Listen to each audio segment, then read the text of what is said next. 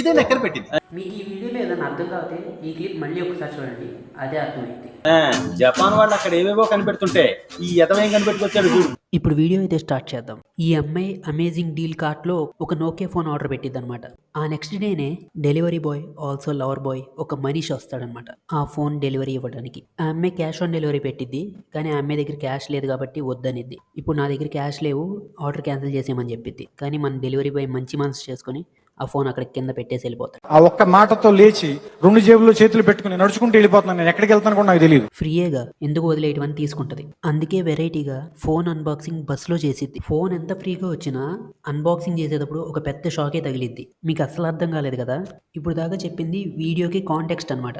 ఇప్పుడు main video start అయ్యింది అసలు. ఆ అమ్మాయి ఆర్డర్ పెట్టింది నోకియా C503. అది Symbian OS అనమాట. 9.4 వర్షన్ 60. కానీ ఆ బాక్స్లో ఉంది నోకియా లూమియా 710. అది Windows OS 7.5 Mango. Both are not same. కావాలంటే మీరే అబ్జర్వ్ చేయండి. అక్కడ బాక్స్ మీద ఏమో C5 అని కనపడిద్ది, లోపలేమో లూమియా 710 అని కనపడిద్ది. ఆమె ఫోన్ ఆన్ చేసినప్పుడు కింద విండోస్ కీ ఉండిద్ది, అది విండోస్ డైలరే.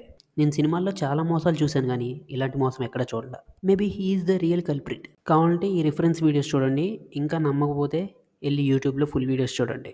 అసలు నోకియా C5 బాక్స్లో అసలు ఆ లూమియా 710 ఎలా సరిపోయిందో అర్థం కావట్లా. లేకపోతే అది కాపీ బాక్స్ ఏమో, మనకి మనమే కస్టమ్ బాక్స్ తయారు చేసుకోవచ్చు.